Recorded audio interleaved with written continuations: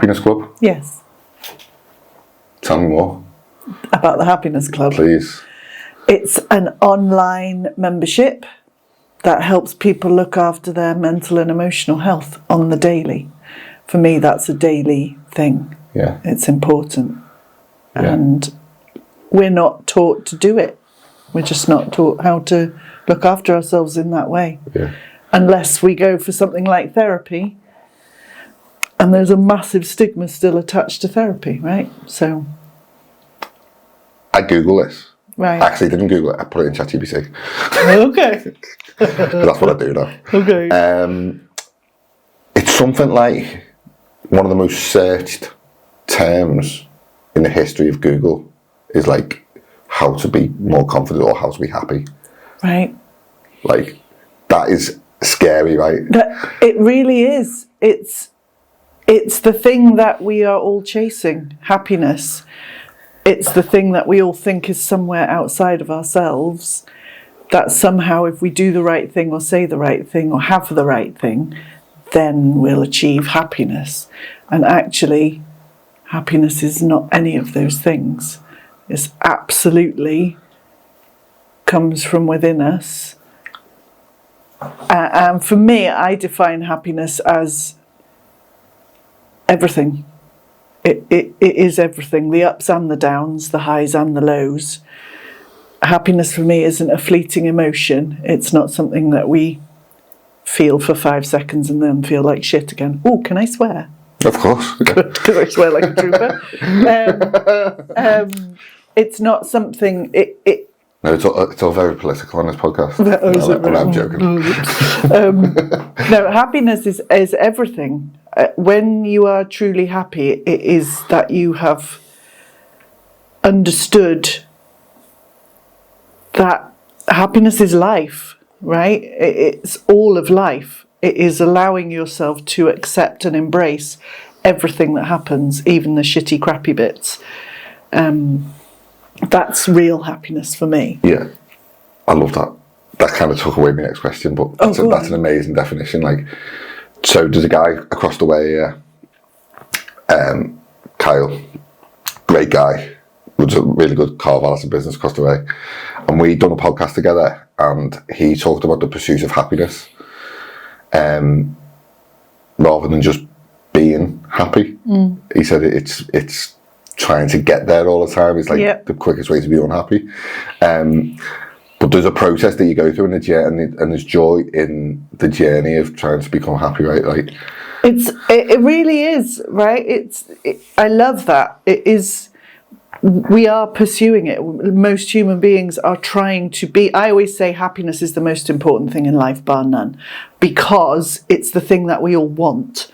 And whatever we're doing, whether it's we want the bigger house or the bigger car or the family or the relationship or the business success or the whatever the thing is, we want that thing because we believe we'll be happier when we have it. And actually what we're doing is bypassing our own potential for happiness right now, which is all we actually ever have, is right now, and we're ignoring this moment in the pursuit of something that isn't ours yet, may never be ours, because we have absolutely no idea what's going to happen next from one moment to the next. So we definitely pursue it, and actually happiness is here, happiness is right now, happiness is in your, like I say, like in your ability to embrace the present moment. And I say that it makes me sound like, oh, I'm so zen and I live in the present moment all the time. I don't, because I'm a human being, right? We all do the exact same thing. We all chase this stuff outside of ourselves thinking this is what will be happy. This is what will bring me happiness. When actually, if you just fucking stop and look around you, whatever's right in front of you right now, 9 times out of 10, you'll find happiness. Funny that, isn't it? Yeah. When you describe it like that, it's quite resonating, right? I watched this video on YouTube, must be a week or two ago, when I was just kind of mindlessly scrolling, and there was a guy that was saying, like, when you put time barriers on stuff, it's like really tricky thing, or like in 4 weeks when this happens, this is going to happen, and Yeah. it never really ends. And he said, when you break it down, like on a real sort of woo-woo sort of level, it's like, if you think about the future, no one has actually ever been to the future. Like, you can't, like, actually predict the future. But in the same breath, no one's actually been to the past either. Like, physically, no one can actually go there. It's just, in our mind, we project the future, remember the past, right? So when you talk about, like, present moment stuff, even the present moment is, like, moment to moment. So, like, you could walk out of here, twist your ankle, and all of a sudden the moment's different, right? Exactly that. When I run a workshop or I speak at events and stuff like that, when I do that kind of thing, one of my catchphrases is, I'll tell you a secret. Right now, this moment, this one, and that one's gone already, and that one's gone, and now that one's gone, and that one's gone. And actually all we ever have is right now, this moment. And you have absolutely no idea what's coming in 5 seconds or 5 hours or 5 days or 5 years. You've got no clue. And a lot of the people that I work with, and definitely my background, experience anxiety to a decent degree. And for me, when we're in anxiety, it means we're living in the future, right? We're living in some imagined future that's a total catastrophe, a complete disaster. And your brain starts to catastrophize stuff in that way. We convince ourselves that this is what reality's going to be, and this is how life's going to be, and actually we're making it up, like you just said, we're making it up in our minds the entire time. And the stuff that we're imagining isn't happening right now, right? And when I say to people, you don't know what's going to happen next, they're like, I know, that's why I'm anxious. And I say, but you have made it through every single solitary moment of your life up to this point, however old you are, not knowing what's going to happen next. And yet, look at you. You have made it to here. So why does it scare you to not know what's coming? Because you've never known really what's coming, right? Ever. You can't possibly. And yet you've made it to 20 or 40 or 60 or 80. How amazing is that? Right? You always make it through every single moment. Crazy. I feel quite uplifted already, to be fair. Someone told me once, and it's always kind of... So, cut long story short, I'm 38 now, 39 this year. When I was 21, I was made redundant in the 2007-8 recession, whatever it was. Right. So up until that point, I was doing architecture in a housing company as a trainee. And you get told when you leave school, like, get to safe 9 to 5, like, it's a good job, like, well paid. And for my age, I was slightly above average pay in terms of, like, comparatively to all my mates, basically. Because that's the only yardstick that I had for success at that point. Right. Because you just leave school and you think you're doing the right thing. Yeah. And then at 21, I was made redundant.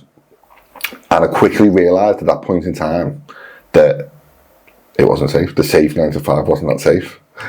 But I was quite sad about it because I quite enjoyed it. I ended up doing something totally different. But at that point, I was feeling like quite sad about it. And someone said to me at that point, I actually counted him as my first mentor because he kind of passed his wisdom on to me.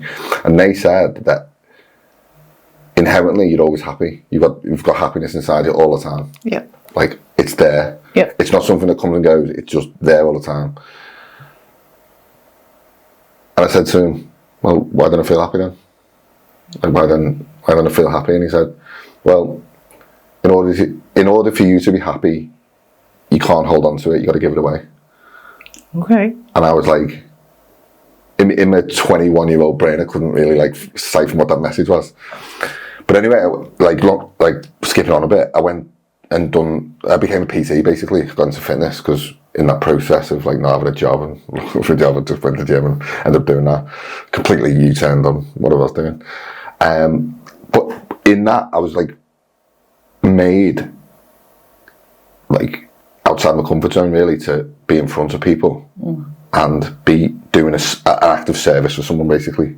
It was helping someone in some way. What I quickly realised over time was this sentence that the guy said to me that I didn't really understand at the time. when I was helping people and I was giving it away, and like they were getting like a good result out of something, or I was helping them facilitate a result in some way, and they were becoming happy, I was like, well, that's making me happy. So I was like giving it away, giving value to people, and they were becoming happy, and I was like, oh, this is amazing, filling my own cup here. So he said, and I went back to him and said, I get it now, and he goes, well, yeah, the key to happiness in my eyes is making other people as happy as they can be, and in turn that makes you happy. So it's like filling your own cup by giving it away. It's like a really backward paradoxical thing. No, it's a huge part of emotional well-being. Is so when I looked into, it's hard for me to say. I don't want to be disingenuous and say that I've ever felt like real bad anxiety or depression, ups and downs of life and all that, but like never really to like a severe level. And there's this thing in it though, where you probably know more about this than me, where it's like you give your way to, I think it's called giving your way to be good or something like that. It's like you give. The way to be out of anxiety and depression is to like basically give to other people, and it's a way to like alleviate symptoms of like sadness or depression or whatever.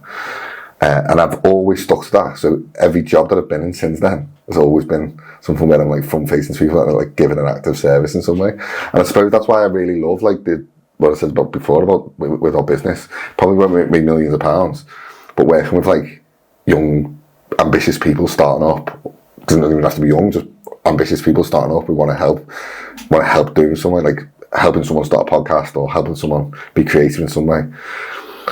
That to me is like so fulfilling, because it's always just stuck with me and it resonated with me, and I've always stuck by that. So yeah. But you've got the double whammy there, right? You've got what you're doing. I mean, listening to you talk about what you're doing before we started this and now, you physically light up when you talk about it, right? Because you obviously genuinely love what you're doing. Yeah. So it's that double whammy of loving what you do and giving to other people, right? Yeah. If you just give to other people and you don't enjoy what you're doing, happiness does not lie, right? You're just draining your own energy. Yeah. That way you become drained and probably depressed and low. But when you genuinely love what you do and how you help, I write daily strategies for the Happiness Club members all the time because we release them daily. And I did one a while ago about coming to the realization that whatever you do for your work, whatever kind of work you do, we are all in the service of other people, right? Whether you're an electrician or a therapist or a plumber or a content creator, or we are all in the service of other people, and we all have that ability to enhance our own emotional well-being through that service to others.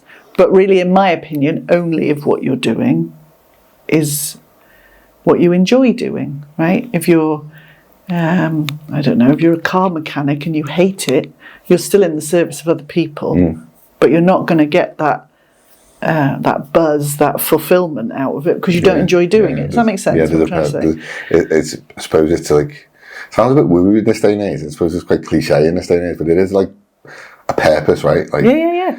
I don't know, and it's not something I've actually like when I think back over the course of my life, I don't think I've ever like actively gone out and like seek to find a purpose or anything. It's just things that have like fell into my lap over time. Like, so I couldn't pick one moment in time where I was like, right, I'm going to start a social media business. It was just something that like naturally came to me. Perfect, right? And when you talk, I'm a big believer that everything happens for a reason, right? Even the crappy stuff, everything happens for a reason. So when you were made redundant at 21, it probably felt like the crappiest thing that had ever happened to you. Right? I was made redundant when I can't remember, I'm significantly older than you. I was made redundant in my early 30s, right? And it was shit. I hated it.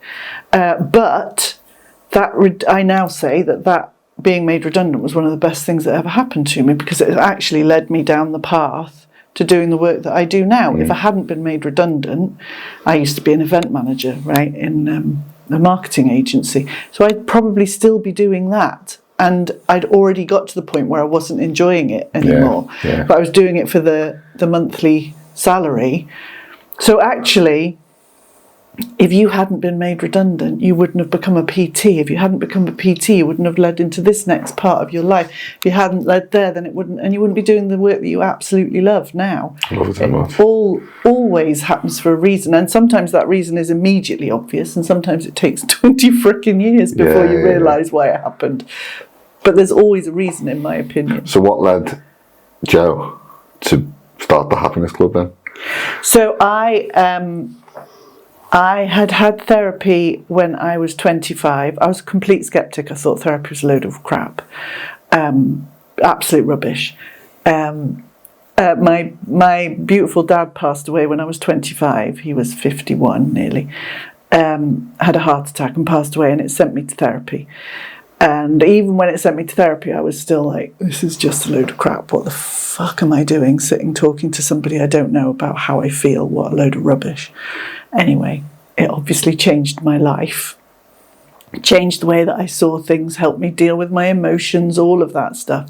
So 10 years later, 15 years later, when I had my children, because I was quite late into that whole thing, I was in my late 30s.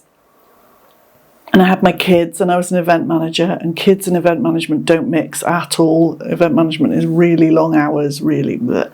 So I needed to retrain in something. And by that point, I'd had therapy on and off for the best part of 15 years. Every time something came up, I went straight back to my therapist.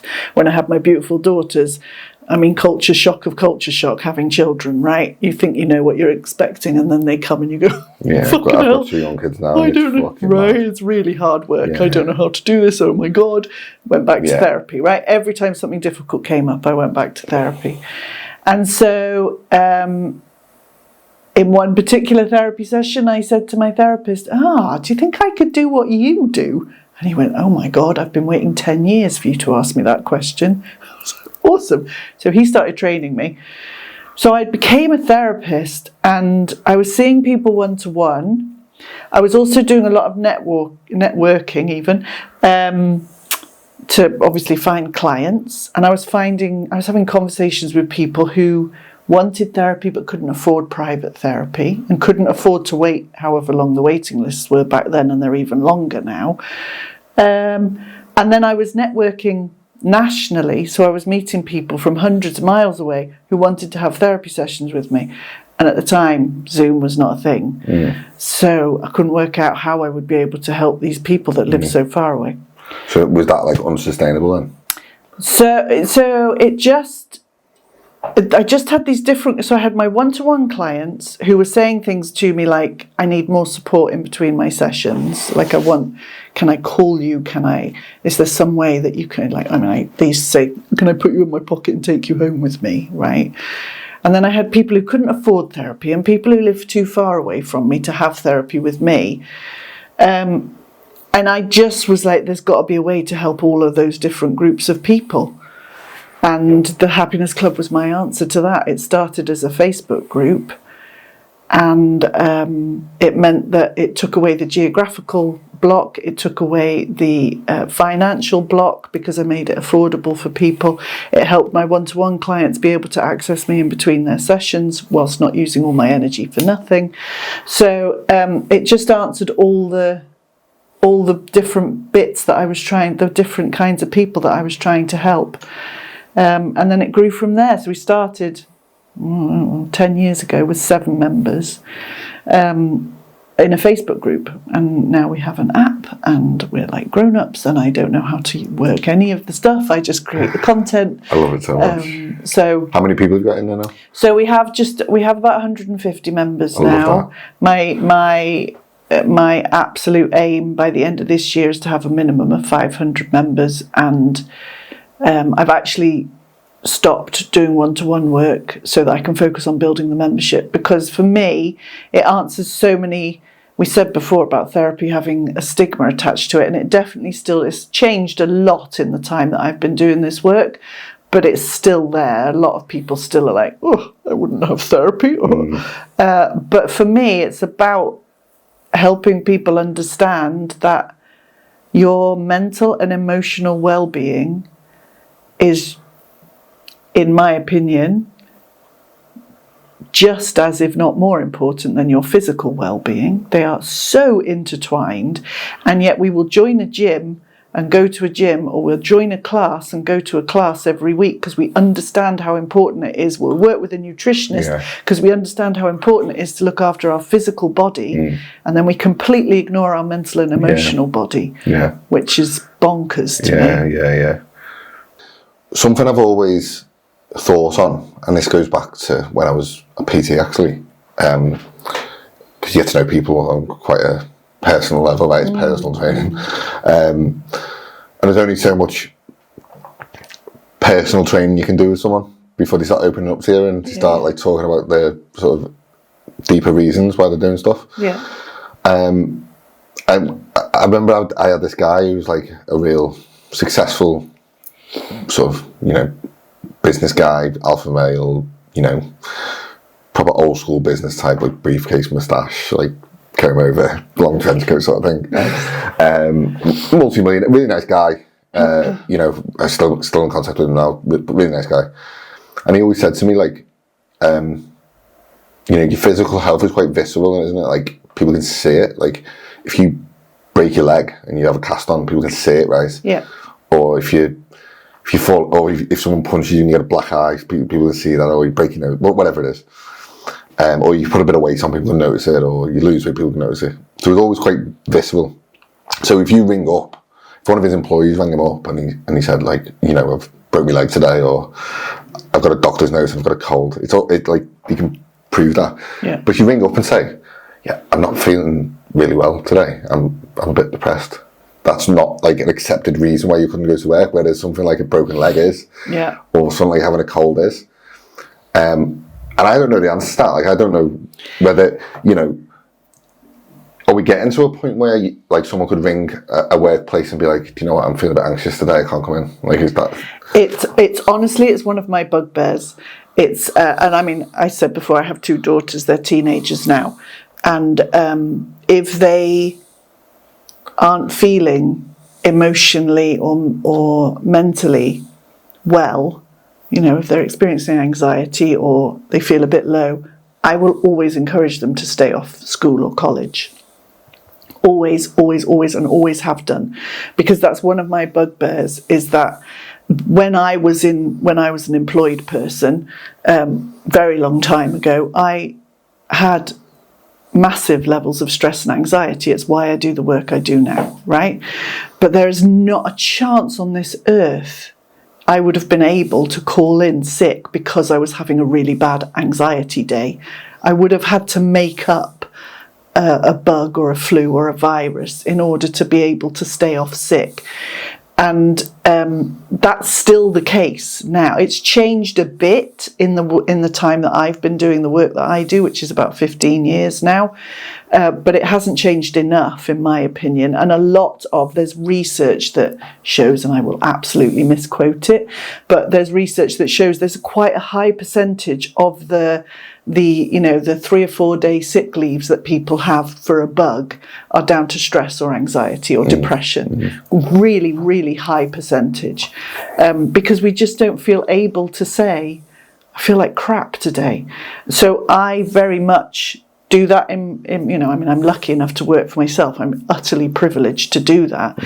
But I obviously have clients to service and stuff. So if I wake up and I feel like crap one morning, I will absolutely clear my diary, and I'm always really honest with my clients about why I'm doing it, because I'm teaching people to look after themselves, so I have to fucking do it myself, right? I can't not. And I think that's the only way forward. That's leadership, right? And I think that's it, right? And I think it needs a lot more leadership in that way in bigger companies, for people to say, it's just such a stigma that, I'm connected to this guy on LinkedIn who is one of the very many people searching for work at the moment. There seem to be an enormous amount of people on that platform looking for work, and it's affecting his mental health, obviously. And he is very open about how it's affecting his mental health. And he posts pretty much daily about some of the messages that he's receiving from people who work in leadership that would say, wouldn't touch you with a barge pole, mate. because you're being too open about your mental health. That's got to change, in my opinion. Yeah, of course. Really. It's tough.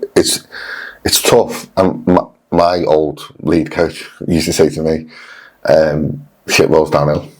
So these people, literally he'd say it to me. He's like, look, my boss is fucking stressed as fuck.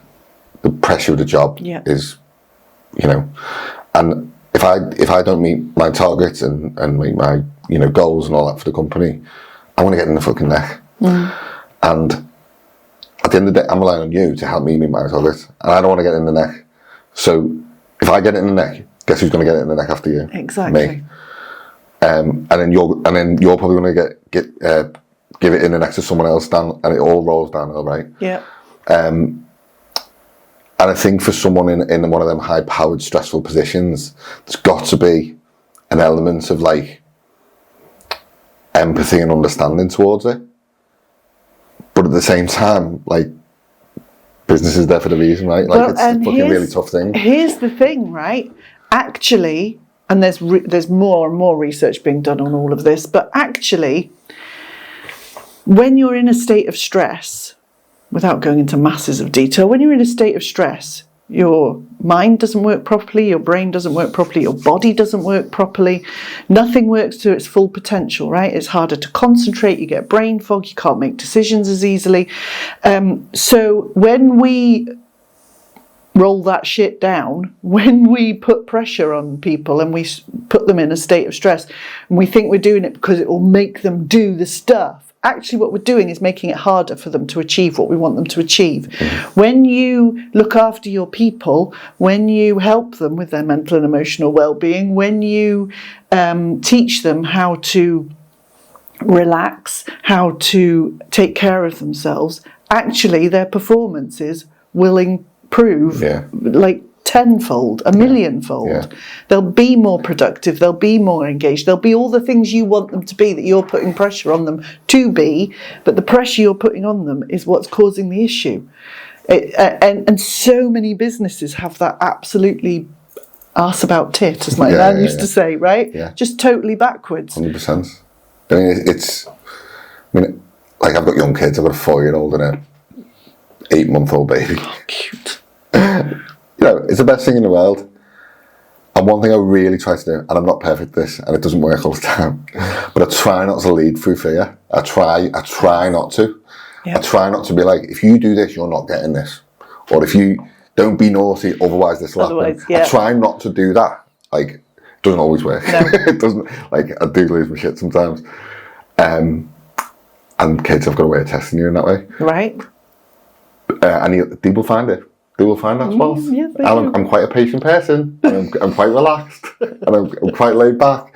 But they find it. They find that button to press, and they will press it. And I always compare it to, like, have you ever seen in videos where there's like a hole in the wall, and it says there's a sign by the hole that says, "Do not look through this hole." And you see people going up and looking through the hole because it's that thing, isn't it? It's like I know I shouldn't do it, but I desperately want to do it. Yeah. But it's that thing with bosses. Like, I'm looking at building a team out now. Like, we're doing all right financially now. I need to leverage some time back, so I'm looking at bringing people in. Great. And one thing I really want to do is, like, and really put a big focus on is, like, culture and make someone want to come to work and, like, really strive for the same mission as we're doing. Helping people create and share ideas. That's our mission. Yeah. Because everything starts with an idea, and everyone's got good ideas. And I think I put this on Instagram yesterday, one of the worst pieces of advice that I've ever had is to stick to a 9 to 5. Because I just believe that most people have great ideas that go beyond the 9 to 5. And they want more flexibility and they want more out of life than being stuck in that rat race. Yeah. But I want people to buy into that. Not everyone will. And, not everyone's meant to fit in everywhere. No. I get that. But one thing I'm really keen on is leading, like, with empathy and like, helping people win, basically. And here's the thing, I think for me, having children, my kids are absolutely probably my biggest inspiration and my biggest motivation, because I stopped working 9 to 5 when I had my girls. because I wanted to be a mum, and there's no judgment on people that carry on working 9 to 5. That's for you, that's ace. That wasn't for me. I'd wanted kids for so fucking long, and I was in my late 30s when I had them, and I just... How old are you? They're 17 and 15 now, and I wanted to be with them. And I wanted to build my life. So I built my business around my children so that I could do school drop-off and pick-up and sports day and assemblies and be there for the stuff that, I love it. Right? That's what I wanted to do because I'd wanted kids for so long. And I wasn't perfect at it, and I lost my shit way, way often, right? Because I'm a human being, and that's that. I do lose it way less now because I've been on my journey and I've done all the inner work. Is that like understanding yourself better as well through this process? Exactly that, right? And realising those, you know, when they were really little and I lost my crap with them, realising the automatic response that was, you know, that sent me back to therapy when my eldest was about 3.5 and my youngest was 18 months. And I lost my crap with my oldest on this one particular day. And I literally had this out-of-body experience where I was like, oh my God, I've become the grown-ups from my childhood. I don't want to be them, thanks. And I went straight back to therapy. But that's what I mean about my kids being my motivation. I wanted me to be how I wanted to be with my children, which meant me having to do some inner work, some serious inner work, right? Some serious therapy. And that's continued. And, you know, I love that you've said that about your children and not wanting to lead from fear with them. But that then extrapolates out into your work life, right? Into as you grow your business, you become the kind of leader that understands that, guess what? We're all human beings. And life fucking happens to people. Right? We're all people and shit happens. 100%. Right? And actually, just, you know, I mean, even that whole 9 to 5, right? Why do we have to work between 9 and 5? What's that about? Well, when we had our second, we were kind of like, obviously the first few weeks is a whirlwind because you're just kind of adapting to it now. And when it all kind of settled down, like you're still in a like terrible sleep pattern and everything. I was literally looking at my laptop and I was looking at my diary and I had it in front of me and I was like, how can I make this work? Like, how can I balance this? And I said to Becky at one point, I was like, would it be easier for me to like get up at like stupid o'clock in the morning and just go to work at like 4 a.m. and just work till like midday and have the afternoon off with you? Or is it worth me taking all morning off and starting work at like 2 o'clock in the afternoon and working until I didn't know what the answer was. And actually now, as it is, and it can change and week to week goes by, and obviously it's self-employment, right? But I try and keep it anywhere between sort of 7 and 3 or 8 and 4 as best I can, because then like hours in the morning. So I had this thing so random when we had Harry. He was quite a good sleeper, so we'd wake up at like, say, 6:45, say, in the morning. So I'd stay up till sort of like midnight, and I'd stay up till like sort of 11, half 11, midnight, something like that, and then I'd get up at like maybe 5:30, something like that. Right. So I'd have 6 hours. Becky goes to bed a bit earlier. She'd do the night feed and kind of alternate like that. And it was great. So in the end, when Harry started sleeping better, I was like, okay, what I'm going to do is I'm going to get up at 5:30 in the morning. I'm going to have the hour before all the chaos starts in the morning of like feeding the baby, getting the dog ready, all that chaos. I was like, right, I'm just going to have an hour to myself. I'm going to have a coffee, I'm going to have a nice shower, and at least I'm ready for the day.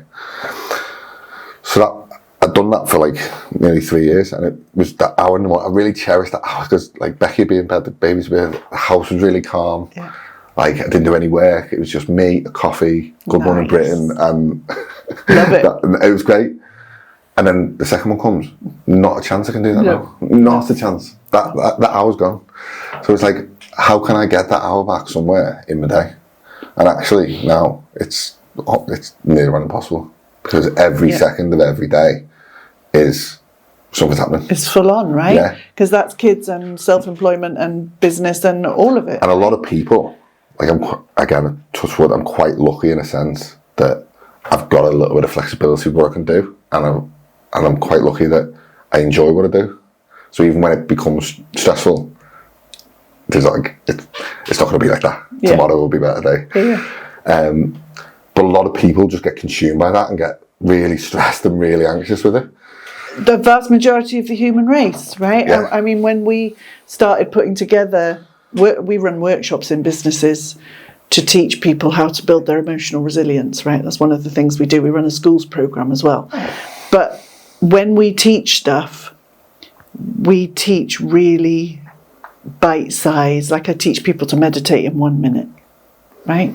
Because sometimes all you've got is 1 minute. Sometimes all you've got is 30 seconds. So what can you do in that 30 seconds to, like we were saying before, fill your own cup up so that you're not continually draining your own emotional and mental energy so that you end up on the floor at the end of the day, right? What the tools that we teach are really short and simple, really easy to fit into your daily routine so that, yes, you might not get that beautiful hour that you used to get, but you can give yourself little bursts of it through your day so that you don't get to the end of your day on your knees, right? That's the point for me. And we're not, again, another one of my bugbears, we're not taught how to relax. We're taught how to keep going. We're taught how to do. From the minute we go to school or nursery, right? Do stuff. Happen. We have to do things. We have to achieve things. We're not taught how to just be, how to just sit, how to just let ourselves do nothing. Right? It's important. Yeah. Well, our baby was born in October last year, and I remember last summer, Harry, like he's a great sleeper. Harry's 4. Like he goes 7 till 7 every day. I don't think he's ever had a bad dream. Oh my word! Like it's amazing. Dream child. Yeah, really good. And I remember I put him down at 7, reading a book, you know, and then them hours between sort of 7:30 and 10 o'clock, you might watch something on Netflix, or you might get your tea and have a nice shower and relax for a few hours, decompress from work, and just haven't got it. No, it's gone. No. Like, and what I always do, so I've got this thing. I don't know whether it's like a thing in psychology or I don't know what it is, but I learned this through like doing video scripts. So it's like, did you know statements, imagine statements, what if I told you statements, and it's statements that like future pace your mind into thinking things. So if I said to you, did you know that if you make 21 podcasts, you're in the top 1% of podcasters in the world? Straight away you go, that's an interesting fact. I might never do anything with it, but at least I know that now. Yeah. That seems like a really like low amount of work to get into the top 1% of anything. And when I'm like trying to reach like a goal in work or at home or whatever, I always think, did you know? Like I find these random facts. I'm like, did you know? Like a Reddit feed or like ChatGPT. Did you know that if you travelled for 20 billion miles, you wouldn't even be anywhere near the edge of whatever, right? Edge of the universe, or whatever. Yeah. And imagine a life where you had all these hours back, and imagine a life where you could achieve anything you wanted. Imagine. It's like, it's getting you out of your own head, and it becomes this like imaginary thing. And then what if I told you if I could give you £1 million, but you'd have to work really, really hard until you're 50? Like, that's like, all these things like future pace yourself. Yeah. What I always think about, I always go back to the 7 Habits, one of my favourite books. He says in that book, start with the end in mind. And I always think when we're 85, 90, 100 years old maybe, if we're lucky to get there, and you look back on your life and your race is kind of run, and all said and done, kids have grown up, they've had kids, they're growing up. Like my grandparents, some of them are still alive and they're great grandparents now, so their race is kind of run. They're 90 years old, the race is done. Like they're never going to go on an aeroplane again. That's the life now. Right. When you look back, like, when are the best days of your life? It's always where you're currently at now. Always. Like, I look back at these parts of my life where it's like slightly more stressful, when I've not got the hours, where I'm not doing the relaxing thing all the time. Like, I'm not going to get home tonight, I've got to feed the kids, I've got to bath them, I've got to get them in bed. Like, work doesn't stop when I stop work. And I promise you, I mean, I totally hear what you're saying. I love it. Like, we're opposite ends of the child spectrum, right? Mine are 17 and 15. And oh my God, I miss them being little so much. And I can remember when they were little, people said to me, don't wish it away because you'll miss it when they're grown. I was like, no, I won't. I just don't want to have to like tear my hair out, right? Oh my God. Yeah. Like, will they ever sleep? And please, will I ever like feel like a human being again? And now I look back and I go, oh my God, they were so cute. And I love them so much. And I really didn't pay attention properly. And I should have been more present then when they were little. And but you always... the grass is always greener, right? Instead of rooting yourself in the now where you are right now, it's about this is where I am, right? Whether I'm 30 or 50 or 70 or 90, you know, this is where I am right now. What can I appreciate about where I am right now? Find those things. Yeah. I am so lucky to live the life that I live. I'm not a millionaire. I don't have an enormous house. I drive an all right car. It's a very nice car. But, you know, I don't have all the trappings that people would say, oh, she's successful. But I tell you what, I am the most successful person out there because I get to do whatever the fuck I want every single day. Yeah. 99.9% of the time. I love it. I love it so much. So if someone is watching this or stumbles across this conversation or and they're feeling not great or you know, feel anxious or slightly depressed or stressed or life's heavy on them at the moment, let's start with the worst piece of advice that you could give them, or what's the worst thing they could do?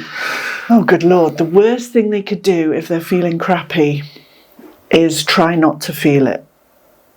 Right, as human beings, because it feels rubbish, which doesn't feel very nice, and we don't enjoy feeling rubbish, we try not to. So we push it down inside us, and we try to soldier on. Is that where you start to revert to like sort of recreational things that might not serve you? Yeah, can be. Soldiering on is another one of my bugbears. Please don't soldier on. Please don't do that. Please don't, you know, power through. Fuck off. Don't power through. Right? Really don't power through. That would be the absolute worst. And what would be the best? The absolute best would be the opposite of that. The absolute best would be in a safe environment. If you need somebody else there with you, absolutely have somebody that you're safe with you. But please allow yourself to experience whatever you're experiencing. Life is about experiences. Good, bad, shit, beautiful experiences. And your emotions, the way you feel, are just an experience. So allow yourself to experience it. Allow yourself to sit. The day that my anxiety, don't really like calling it my anxiety, the day that anxiety started to loosen its grip on me was the day when I went, hello, hi anxiety, okay, hi, I feel you, I hear you, you're here, that's totally fine. You can sit there. Yeah. I'm just carry on with what I'm doing. So embrace sitting in your feelings a little bit. Right? Yeah. Hugely. And it's the thing that we don't want to do because they don't feel very nice. Yeah. I love it. I love it so much. Good. And for anyone who might be in that position, what is the best way they can get involved with the Happiness Club? So they can find me on all the social media platforms because I'm all offering over the place. Tremendous value. Right, obviously. The website's the best place, thehappinessclub.co.uk. It's all on there. I'll link all that in. Thank you. And the most important question of the day, and this goes, it transcends happiness. You are the Move Member of the Month. I am. This transcends all the happiness. The highest honour to be bestowed it's upon the highest a human level of being. happiness you can even find. I was chuffed to bits when I only found out in my Wednesday morning Move Online meeting, and Mark came to the bit where he said, so I'm member of the month. And he went, actually, I'm not going to show you the webpage because the person sat in this room. And I was like, oh, who is it?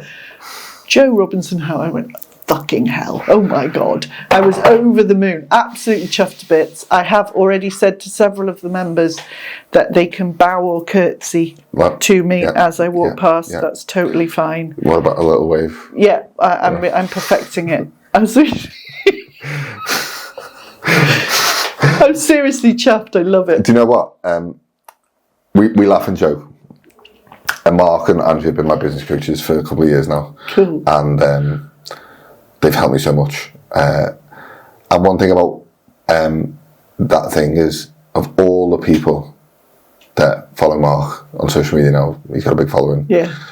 The level of interest that Andrea gets in her business community and how well known and well respected she is across Liverpool, and all the people who go networking and all the people who go to Move Online, you've been picked. So that shows that there's something you're doing that's offering tremendous value to people.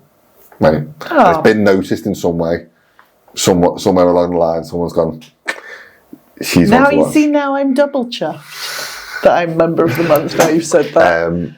And it's, I know Mark really well. He's a really good friend of mine, and I know that he doesn't do anything for the sake of doing it. So he won't just roll through members and next month there'll be someone who hasn't had it yet. Right. He would rather give someone it again for offering value rather than give it to someone who just for the sake of giving it. So that's my next challenge then, is to become member of the month for the second time. From memory, I think there's only ever been 1 or 2 people that have double done it 2-time member of the month. Okay. But as I said, that's literally the definition of all happiness, and the pursuit of happiness is trying to become the member of the month. Definitely. Put a smile on my face, 100%. But you deserve it, right? And I can't thank you enough for coming on the podcast. I feel totally inspired now. I'm going to go out and I'm going to smash loads of podcasts and loads of content and offer tremendous value to everyone and try and become the next member of the month. But yeah, I'll link all the Happiness Club stuff to this podcast. I'm not sure when I'll be able to be across all the platforms. I'll chop it up once it's social media content, you'll get all that. And we are done. Thank you so much. No problem. It's really lovely chatting to you. No problem.